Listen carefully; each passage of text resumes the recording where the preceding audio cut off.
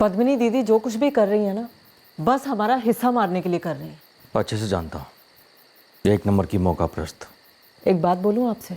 अब बोलने वाले तो हो, फिर पूछने का क्या मतलब है? बात ही कुछ ऐसी है, दीदी का गुस्सा ना सिर्फ मुझसे है, सिर्फ मुझसे। क्यों? क्यों क्या? शादी और बच्चे का सुख तकदीर में लिखवाया तो नहीं जाता ना। और माँ भी हमेशा उसी की तरफदारी करती है। भला कौन सी माँ चाहेगी? बेटी का घर नहीं बसा, गोद नहीं भरी, जाहिर सी बात है माँ जी का गुस्सा भी ना हम दोनों पर ही है। काश मैं इस डील की अहमियत माँ को समझा पाता। ये मौका वापस नहीं आएगा शिवानी। सो जाइए, जो हो नहीं सकता ना उसके बारे में सोचने का भी कोई फायदा नहीं। ये 7 लाख है। चलता हूँ। प्रणाम छोटी बहन।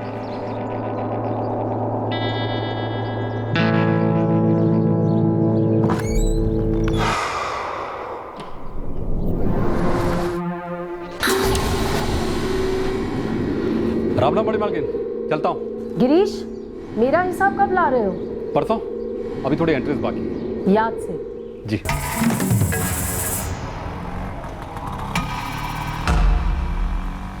इस राजघराने में कल बहुत कुछ होने वाला है, बहुत कुछ। और इस बहुत कुछ की प्लानिंग शायद आज ही के दिन हुई थी, पर अगले दिन के बाद वाली सुबह इस कांड का पिटारा खुला। भयंकर कांड।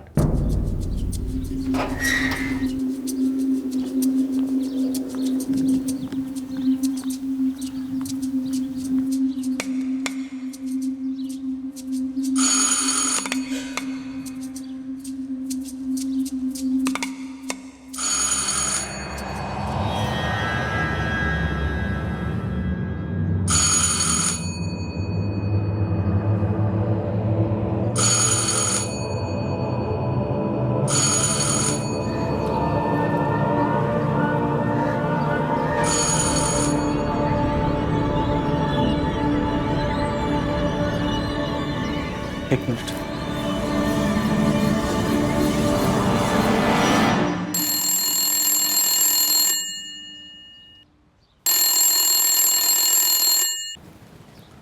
फ़ोन भी कोई नहीं उठा रहा है। आदित्य साहब आज आने वाले थे, उन्हीं से पूछता हूँ।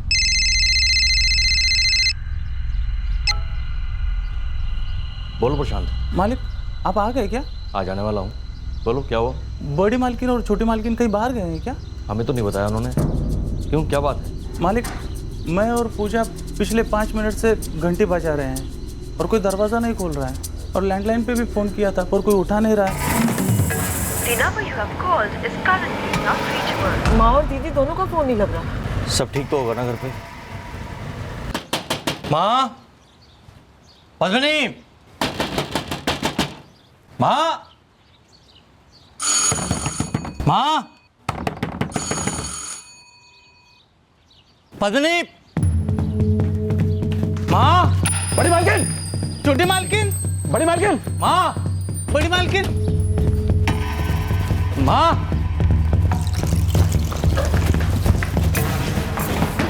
माँ, पद्मिनी, बड़ी मालकिन, छोटी मालकिन, बड़ी मालकिन, छोटी मालकिन। पद्मिनी, हाँ।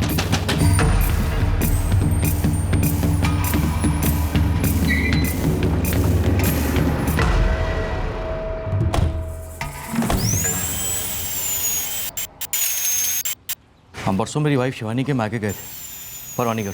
आज सुबह जैसे ही वापस लौटने की तैयारी कर रहे थे तो मुझे फ़ोन आ गया। किसका फोन आ गया था आपको आदित्य जी? हमारे माली प्रशांत का। आपकी माताजी और बहन पद्मिनी कहीं जा सकती बाहर? जी बिल्कुल, जैसे बाकी लोगों का आना जाना होता है वैसे ही, लेकिन ऐसे बिना बोले कहीं चले जाएं ऐसा तो आज तक नहीं हुआ। नहीं साहब, रोज़ नहीं आती हूँ, एक दिन छोड़ के एक दिन आती हूँ। परसों आई थी और आज आई हूँ। तुम्हारा भी यही सिस्टम है, एक दिन छोड़कर एक दिन? जी नहीं साहब, मेरी रोज़ की ड्यूटी है, लेकिन परसों तबीयत ख़राब हो गई थी तो आदित्य साहब ने कहा कि कल छुट्टी ले लो। प्रशांत, खांसी रुक नहीं रही तुम्हारी? वो थोड़ा सा बुखार है मालिक। तो आज काम पर क्यों आए? उतनी भी बुरी हालत नहीं है मालिक, ठीक हो जाएगी। जी, अपने आप ठीक होने वाली खांसी नहीं है। एक काम करो, डॉक्टर से मिलो, कल का दिन आराम करो और परसों काम पर आ जाना। वैसे भी हम आज और कल यहाँ पर नहीं हैं। और आप? जी, मैं राजघराने के खेतों का हिसाब किताब देखता हूँ। परसों आया था छोटी मालकिन पद्मनी जी को खेतों का हिसाब किताब देने के लिए, और आज मुझे बड़ी मालकिन गायत्री जी को हिसाब देना था। आदित्य जी, इतनी बड़ी हवेली है आपके पास, लेकिन एक भी सिक्योरिटी गार्ड नहीं है, क्यों? क्योंकि कभी ज़रूरत महसूस ही नहीं हुई। सर आदित्य जी, आप रुकिए, पहले हम लोग अंदर जाएंगे, मुआयना करेंगे सब ठीक है कि नहीं।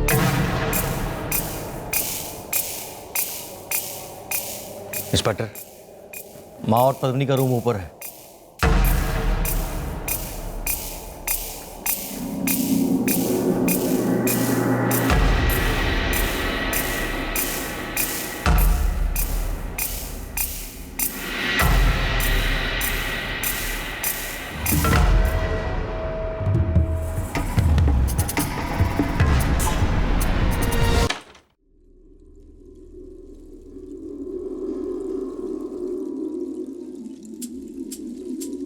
क्या बात है इंस्पेक्टर?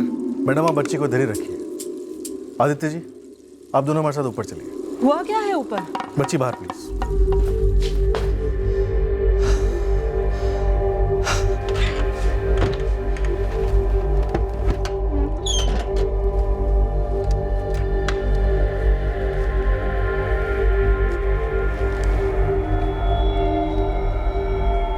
सर अजीब है, कबर्ड का दरवाजा खुला हुआ है लेकिन किसी ने कैश को हाथ भी नहीं लगाया, लाखों में है।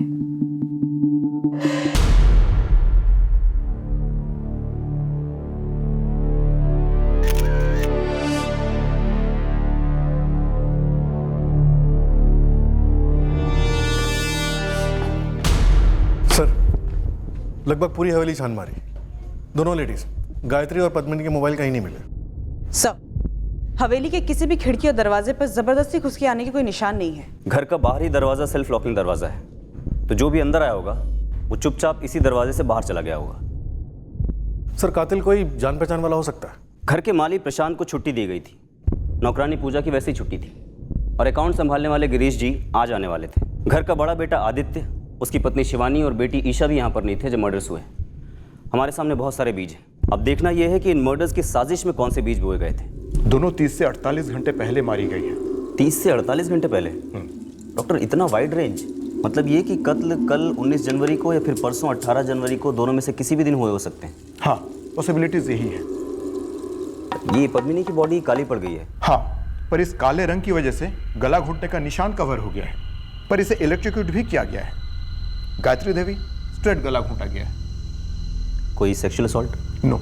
प्राइमा फेसी तो यही लगता है कि इन मर्डर्स के साजिश की सारी वायरिंग गलत हो गई है।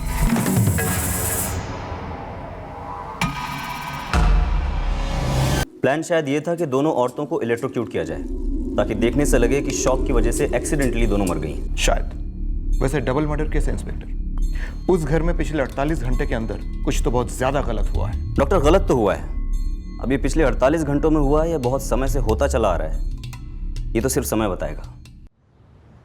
हम तो बस अफसोस ही कर सकते हैं कि काश हम कहीं ना गए होते, लेकिन तकदीर का लिखा ना तो कोई पढ़ सकता है और ना ही कोई रोक सकता है। ये डबल मर्डर्स तकदीर नहीं है, क्राइम है, भयंकर वाला क्राइम। ये परवानीगढ़ जाने का प्लान अचानक बना था? जी नहीं, एक अरसे से हम शिवानी के माता पिता से नहीं मिले थे। आपका ये ट्रिप प्लान होता है 18 जनवरी को और वापसी का प्लान बनता है 20 जनवरी को। जी। आपका मुनीम गिरीश भी 18 तारीख को आता है और फिर गायत्री जी के हिसाब के लिए समय लेता है 20 तक। जी, ये उनके बीच में बात हुई होगी, मुझे उसके बारे में पता नहीं है। और आपकी नौकरानी पूजा, वो भी 18 के बाद सीधे 20 तारीख को आती है, अजीब सी ऑल्टरनेट ड्यूटी के हिसाब से। और 19 तारीख को मैंने मेरे माली प्रशांत को छुट्टी दे दी थी। और ये दोनों मर्डर्स 18 या 19 जनवरी को ही हो जाते हैं। और आप कह रहे हैं कि ये इत्तेफाक नहीं, साजिश है? आदित्य जी, मैं कह नहीं रहा हूँ, जाहिर सी बात है कि एक साजिश है।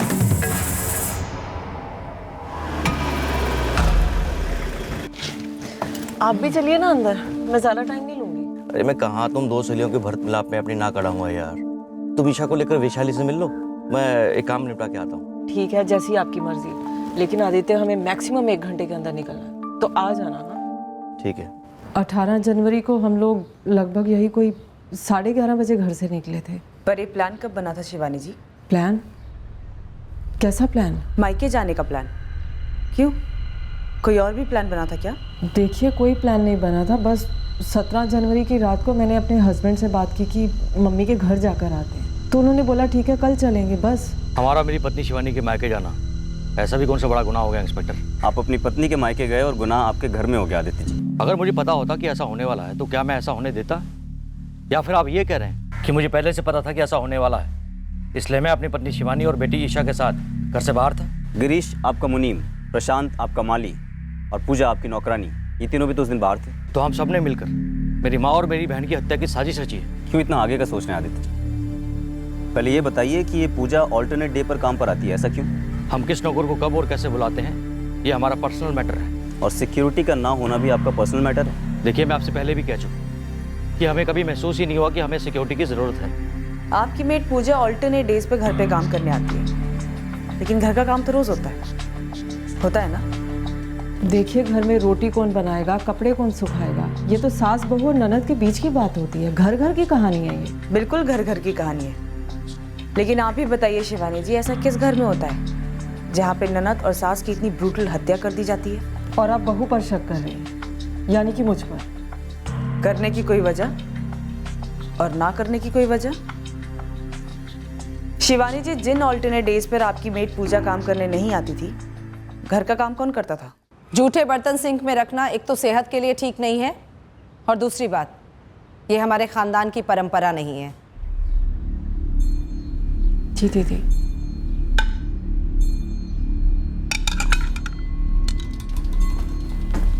गायत्री देवी और पद्मनी जी के हिस्से में जो पुश्तैनी ज़मीनें हैं, मैं उसकी देखभाल और सारे अकाउंट संभालता हूँ। ज़मीनें बढ़ चुकी हैं माँ, बेटी और बेटे के बीच। ये तो बड़े मालिक की मर्जी थी, इसलिए मरने से पहले वसीयत में तीनों को अपने अपने हिस्से दे दिए थे। आप गायत्री देवी और पद्मनी का हिस्सा संभालते हैं, आदित्य का क्यों नहीं? क्योंकि वो अपने ज़मीन का हिसाब किताब खुद ही संभालते हैं। अकेले? हवेली का मालिक प्रशांत कभी कभार उनकी मदद कर देता है, काफ़ी खास है उनका। हाँ, प्रशांत चंडेल को बुखार था तो वो दवाई लेने के लिए आया था 18 तारीख को। बाकी वो उस दिन काम पे गया था या नहीं, ये मैं कैसे बता सकता हूँ आपको? मैं यहाँ पिछले 10 साल से काम कर रहा हूँ साहब। प्रशांत, 10 साल काफ़ी होते हैं किसी को ठीक से जानने के लिए। राजघराना है साहब, लेकिन देखिए ना, इतने सीधे संस्कारी लोग, फिर क्या हो गया? बड़ी मालकिन और छोटी मालकिन को किसी ने मार डाला। कोई बचाने वाला भी तो नहीं था। ताज्जुब होता है कि इतनी बड़ी हवेली है लेकिन कोई सुरक्षा नहीं, एक भी सिक्योरिटी गार्ड नहीं। साहब, छोटा मुंह बड़ी बात, ये बात मेरे मन में भी कई बार उठी थी, लेकिन किस मुंह से मालिक से बात छेड़ता? मैं ठहरा नौकर आदमी। प्रशांत, हमें लगता है कि ये कत्ल घरेलू मामलों की वजह से हुआ है। क्या ऐसा कुछ है जो तुम जानते हो, जो हमें पता होना चाहिए लेकिन हम नहीं जानते?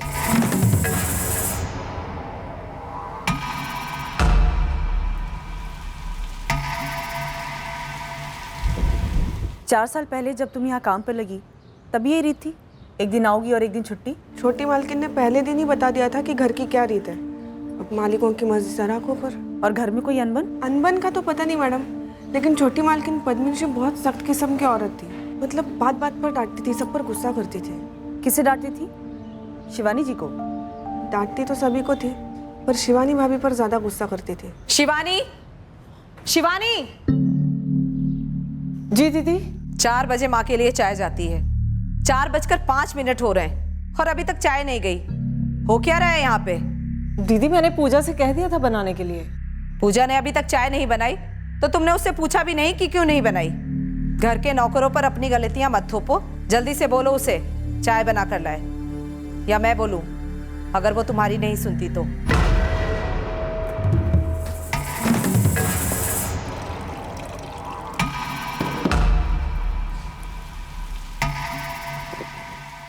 आप उस दिन 2 घंटों के लिए कहाँ गए थे?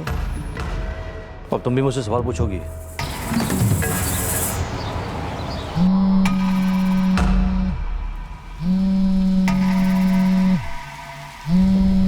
गिरीश जी, एक बात सच सच बताना, अब जो गायत्री देवी और पद्मनी को रास्ते से हटाया गया है, तो ये पूरा पूरा रास्ता किसके लिए खुलता है?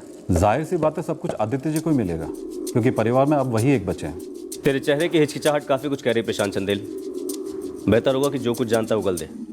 साहब, मैंने वही कहा जो मैंने सुना है। प्रशांत चंदेल, तूने सच सुना है या तो हमसे झूठ बोल रहा है, ये तय करना हमारा काम है। साहब, बिजली टूट पड़े अगर मैं झूठ बोलूँ? पता नहीं गायत्री देवी और पद्मिनी जी ने कौन सा झूठ बोला था जो उन पर वाकई बिजली टूट पड़ी। साहब जी, पद्मिनी जी और आदित्य साहब की बनती नहीं थी। किस बात को लेकर? वो जमीन बंजर हो चुकी है। हम रोज जो अनाज खाते हैं उसी बंजर जमीन से आता है आदित्य। जमीन हाईवे को लगकर है पद्मिनी। बिल्डर वहां पर होटल बनाना चाहता है, जिसके लिए वो हमें अच्छे खासे पैसे देने के लिए तैयार है। बेचने के लिए इससे अच्छे दाम नहीं मिलेंगे हमें, और ना ही इससे अच्छा समय आएगा। पर मुझे नहीं बेचनी वो जमीन आदित्य। वो जमीन माँ और सिर्फ माँ की है। तुम अपनी मर्जी क्यों थोप रही हो उन पर? क्यों दिमाग खराब कर रही हो माँ का? माँ का दिमाग इतना कमजोर नहीं है आदित्य, न कभी था और न कभी होगा कि कोई भी उसे खराब कर सके। माँ समझने की कोशिश करो प्लीज। बिल्डर जो आज दाम देने के लिए तैयार हुआ है वो कल नहीं मिलेंगे। पिछले 12 सालों में जमीन के दाम सिर्फ बढ़ते ही जा रहे हैं आदित्य, पर लगता है माँ के लिए इज्जत घटती जा रही है। जब तक माँ जिंदा है वो जमीन नहीं बिकेगी। तो सीधे कहो ना कि तुम्हारा इरादा ये है कि माँ सारी की सारी जमीन तुम्हारे नाम पर छोड़ जाए, और तुम्हारा इरादा है अपनी जमीन बचा कर रखो, बाकी सबकी जमीनें बेचकर पैसों में हिस्सा लो। क्यों? आदित्य, पद्मिनी, चुप हो जाओ तुम दोनों। शुरुआत किसने की थी माँ? बिल्डर का ऑफर कौन लेकर आया था आदित्य? मैंने कहा ना, चुप हो जाओ तुम दोनों। मुझे नहीं बेचनी वो जमीन।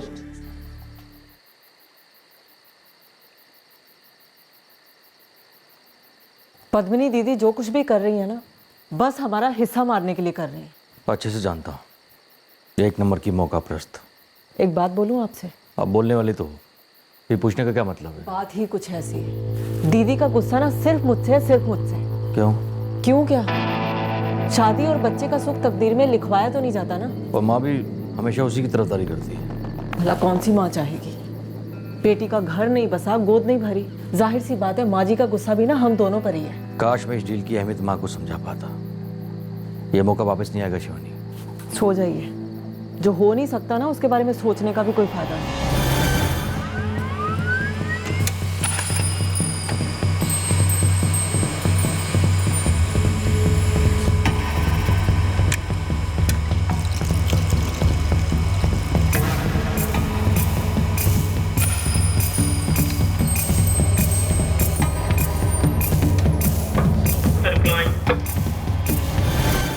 सर, गायत्री और पद्मनी के फ़ोन रिकॉर्ड स्कैन हो चुके हैं। 19 जनवरी को उनको कोई कॉल नहीं आया था। और एक दिन पहले 18 जनवरी को? सर, 18 की शाम को उनके बेटे आदित्य ने उनको फ़ोन किया था अपने ससुराल परवानीगढ़ से। और इस प्रशांत, गिरीश और पूजा की फ़ोन रिकॉर्ड्स? कुछ नहीं निकला सर। तीनों के सेलफोन लोकेशन हवेली के आसपास नहीं दिखा रहे। और ये आदित्य और शिवानी?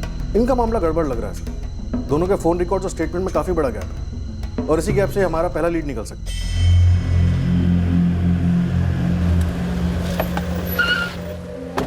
हाँ मंगेश, क्या बता रहे थे तुम इस हीटर के बारे में?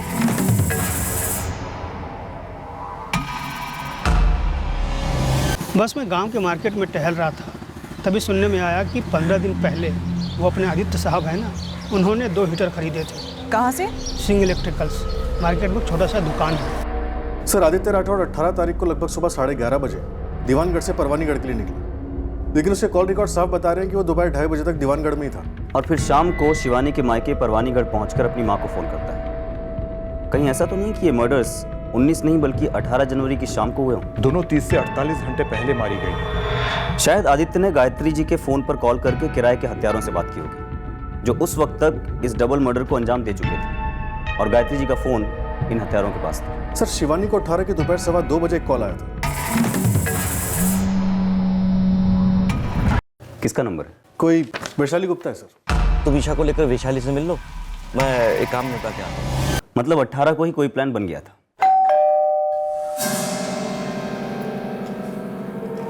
शिवानी, ओए कैसी है? मैं अच्छी हूँ।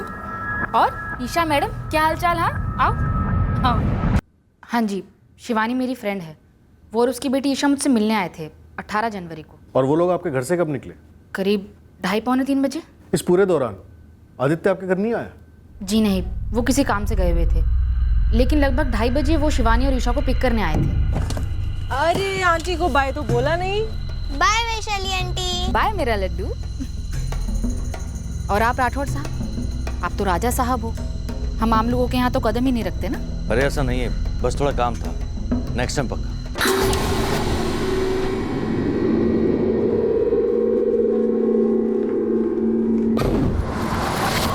आदित्य, एक मिनट बात सुनना। हाँ बोलो शिवानी। पुलिस ने वैशाली को फोन किया था। क्यों? हमारे बारे में पूछ रहे थे। पूछने दो ना। आदित्य, तुम मुझे बताते क्यों नहीं कि उस दिन तुम 2 घंटे के लिए गए कहाँ थे? शिवानी, मैंने तुमसे कहा ना, मैं किसी काम में था जहाँ मुझे 2 घंटे लग गए थे। फिर एक ही सवाल तुम मुझसे बार बार क्यों पूछ रही हो?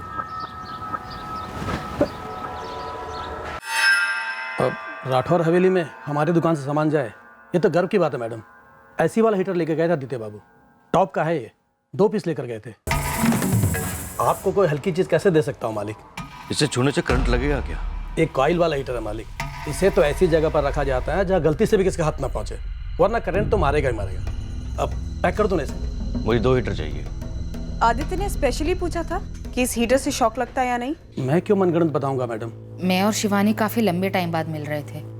हम कॉलेज मेट्स थे। वैशाली जी, उस राठौड़ परिवार में कुछ तो सड़ रहा था। आपको कभी बू नहीं आई? मैं सच कह रही हूँ, मुझे कुछ नहीं पता, लेकिन इतना ज़रूर कहूँगी कि मेरी फ्रेंड शिवानी का कुछ तो टेंशन चल रहा था वहाँ। इट्स टू मच यार। एवरी ऑल्टरनेट डे नौकरानियों का नॉनसेंस। तू मुझे बता रही है? आदित्य से बात कर, तू तो नौकरानियों की टीम रखवा ले। मजाक मत कर यार। आदित्य वैसे ही पहले से बहुत परेशान है, वो हाईवे वाली ज़मीन को लेके।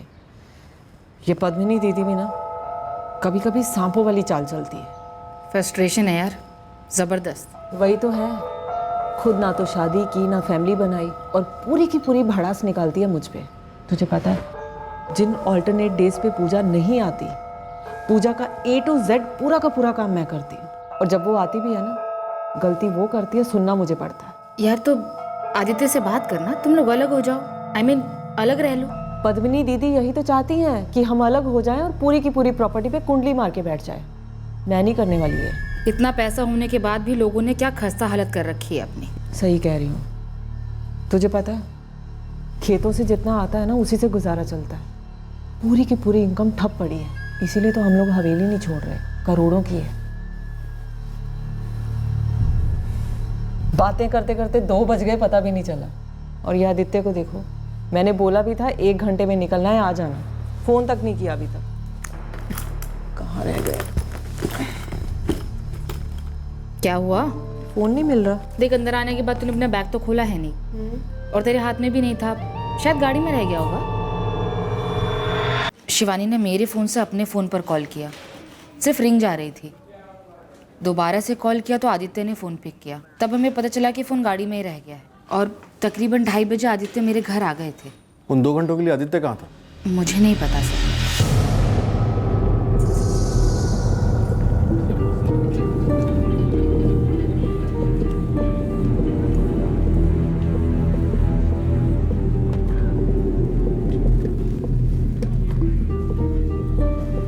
लेटेस्ट मॉडल किधर से मिला बे तुझे? तुमसे मतलब?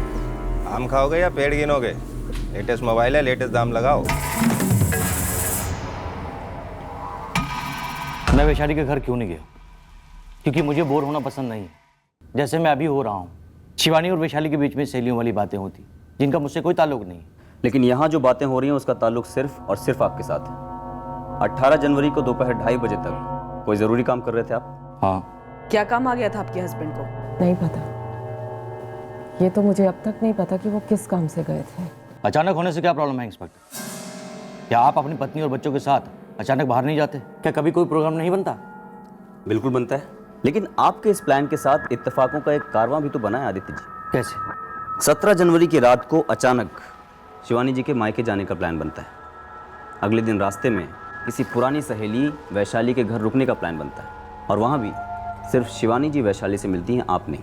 आप किसी रहस्यमयी काम के लिए गायब हो जाते हैं और उसके बाद किसी को नहीं बताते कि वो काम क्या था। कहाँ गए थे आदित्य जी?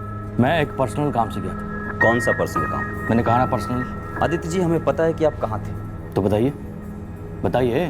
पूरे गांव से पूछताछ की हमने, एक एक उस शख्स से जिसका आपके साथ ताल्लुक हो सकता है उससे पूछा गया है, लेकिन हर इंसान ने यही कहा है कि वो आपसे नहीं मिला है। तो ये कि एक आदमी ने आपको देख लिया था। कहाँ? आपके खेतों के पास, आपकी हवेली के बहुत पास। आप गाड़ी लगाकर आराम कर रहे थे। आदित्य जी, ऐसा कौन सा काम करके आए थे जो इतने थक गए थे आप? ये हीटर ठीक 15 दिन पहले आपकी सास और ननद के रूम में लगाया गया था, है ना? जी।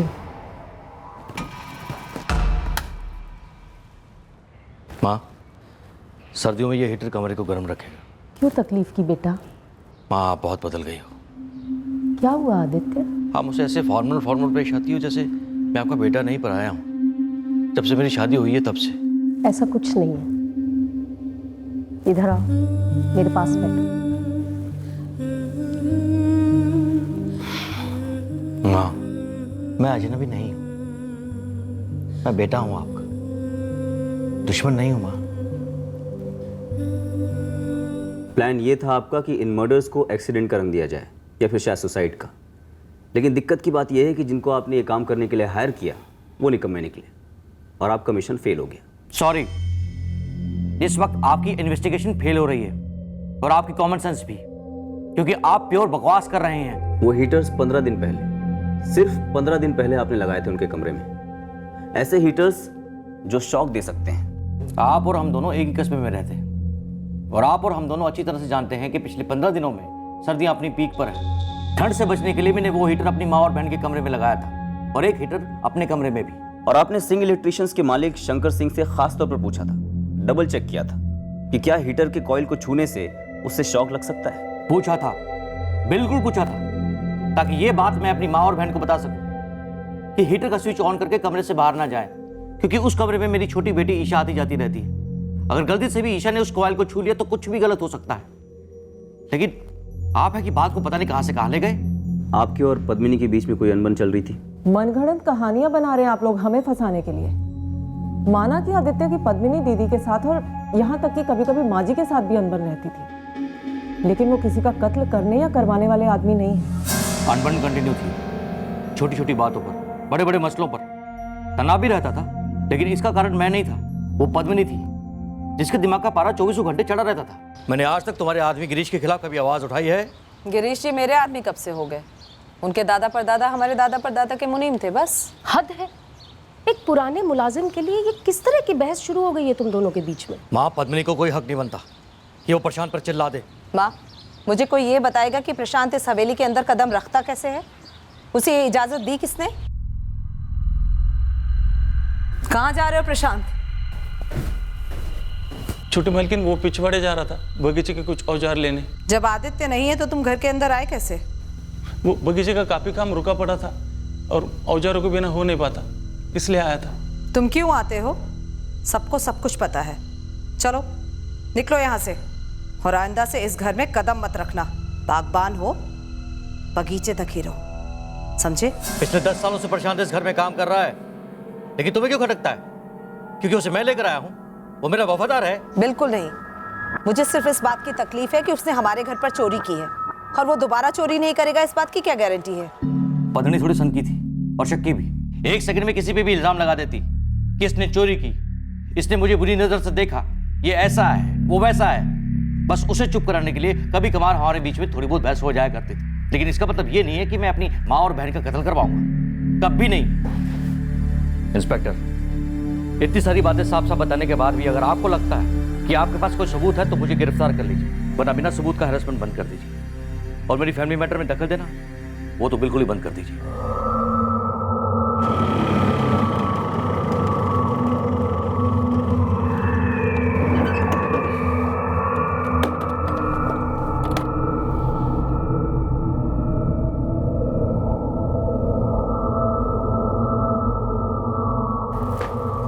राम राम छोटे मालिक, अंदर आ सकते हो? आओ गिरीश, आगे से पूछा मत करो, ऐसे ही आ जाकर।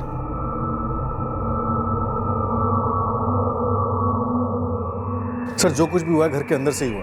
पूरा फायदा आदित्य को हो रहा है, लेकिन हमारे पास उसके खिलाफ रत्ती भर का सबूत नहीं है। बचा स्टाफ, माली प्रशांत, मेड पूजा और मुनीम गिरीश, इन सब के बैकग्राउंड चेक किए, क्लियर है। रिश्तों में दीवारें थी, इन दीवारों में सीलन भी पड़ गई थी। घर तो टूट गया, लेकिन इमारत अभी मजबूत है, बल्कि करोड़ों की। जैसे उसने फ़ोन दिखाया मैंने बस भांप लिया, चोरी का माल है। मैंने सोचा आप लोगों को खबर कर दूं। कौन है वो आदमी और रहता कहाँ? अरविंद चौहान नाम है उसका, हमारे दुर्गानगर का ही है। करता क्या? छोटे मोटे 2 नंबर के धंधे। इस अरविंद चौहान को उठवाओ, छोटी मोटी बातें करते हैं। हाँ गिरीश, अंदर आ जाइए।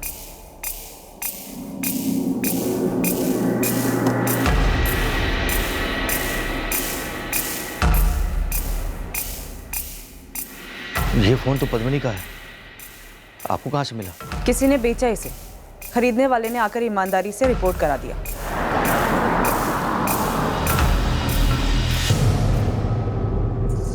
क्या हुआ साहब? अब और क्या पूछना है आप लोगों को? यही कि तेरे मालकिनों के कत्ल में तू पौधा था या पेड़? क्या? हाँ, तू माली था या तेरे ऊपर कोई बागबान था? चलो।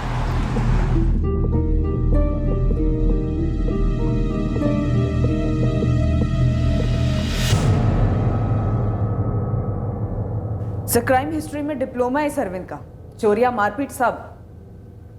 और अब दो कत्ल करके सीधे पीएचडी कर ली। नहीं साहब नहीं, मैं तो बस पैसों की लालच में वहाँ गया था, तो हुआ अब क्या बताऊँ साहब। सब कुछ बताएगा तू अरविंद। तेरी पीएचडी का वाइवा एग्जाम है आज। बताया तो मालिक, वो हवेली का मालिक प्रशांत चंदेल, उसने जो कहा मैंने वो किया साहब। और ये प्रशांत चंदेल, ये किसकी सुन रहा था? कौन था इसके ऊपर? कोई नहीं था साहब, बस उसके अंदर बदले की आग थी। उन्होंने 4 साल पहले उसे जेल भिजवाया था। ये प्रशांत चंदेल की चोरी का केस तो हमारे ही थाने का है। मैडम हम में से कोई भी तब इस थाने में नहीं था। पीएसआई साहब 1.5 साल पहले आए, आप 1 साल पहले, बड़े साहब को आए हुए 6 महीने हो गए और मुझे खुद 2 साल हो गए। और ये केस तो 4 साल पुराना है मैडम। आदित्य, मेरा बैग यही था हॉल में और उसमें से पूरे 50,000 गायब हैं और तुम्हारे इस प्रशांत के अलावा और कोई नहीं आया यहाँ। हमने पैसा नहीं लिया है मालिक, बैग को छुआ तक नहीं, बस पिछवाड़े से सामान लेकर चुपचाप निकल गए। तो या तो हम झूठ बोल रहे हैं या पैसों के पर निकल आए। पिछले 6 सालों से काम कर रहा है यहाँ पर शांत, और आज तक अपने ही हाथों से लगाए हुए पौधे का एक फूल तक अपने घर नहीं लेके गई है। और पता नहीं क्या क्या चुरा कर ले गया होगा इन 6 सालों में इस हवेली से। नहीं छोटी मालकिन, ऐसा मत कहिए। मैं कितने सालों से ईमानदारी से काम करता आया हूँ यहाँ पर, और सिर्फ साहब का ही नहीं, आपका भी तो काम करता हूँ ना। तो एक आखिरी काम और कर लो प्रशांत, चुराए हुए 50,000 वापस कर दो और आइंदा से इस हवेली में कदम मत रखना। पद्मिनी, इस हवेली के सारे फैसले सिर्फ तुम नहीं कर सकती। ये पुलिस केस है आदित्य, अब फैसला अदालत करेगी और साबित पुलिस। रुको पद्मिनी, पुलिस को बुलाने की क्या जरूरत है? वहां रोको से। हेलो, दीवान बाग पुलिस स्टेशन, मैं राठौर हवेली से बोल रही हूँ, पद्मिनी राठौर।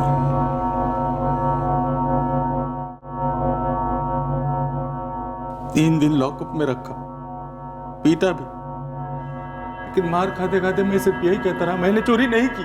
तेरी केस फाइल में लिखा हुआ है कि आदित्य राठौड़ ने तुझे जेल से छुड़ाया था, तेरा केस वापस लिया, और यही नहीं, तुझे वापस काम पे भी रखा था। उनका मुझ पर हमेशा एहसान रहा है। ये पद्मिनी मालकिन, उसने मेरा पैसा खाया, उसके लिए मैंने पूरे 6 महीने काम किया। जब गिरीश जी बीमार पड़े थे, पूरे 30,000 रुपए बनते थे, उस पर चोरी का इल्जाम लगाकर मेरे पैसे नहीं दिए उसे।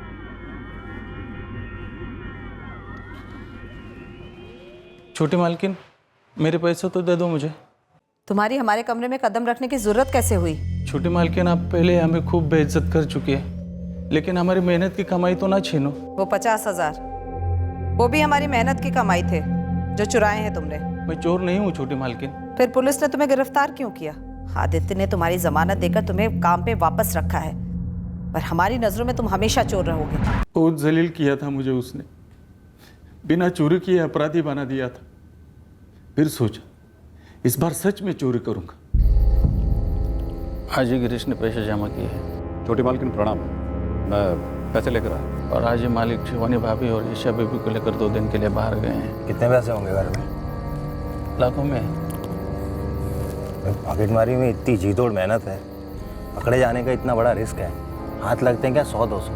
हाँ तो मतलब पूरा बागीचा है, सारे फूल हमारे, जो चाहे तोड़ो। कांटे भी है। क्या कांटे? फूलों के दोनों गमले तोड़ने होंगे। मारे डालते हैं दोनों को। सच? और नहीं तो क्या, इतनी बेइज्जती की है तेरी। पैसों से तो सिर्फ मेरे दिल को ठंडक मिल सकती है, तेरे दिल को नहीं। पकड़े गए तो? कभी नहीं।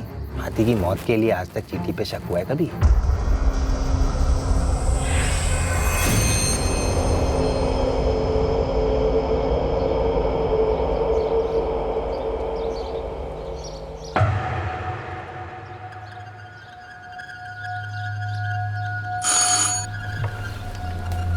सामान लेना है। कितनी बार बोला तुम्हें, आदित्य घर पे ना हुआ करे तो अंदर मत आया करो। पिछवाड़े से औजार लेने, 2 खास पौधे लगाने, मालिक ने कहा था आज ही लगाने को। ठीक है, जल्दी लेकर निकलो यहाँ से।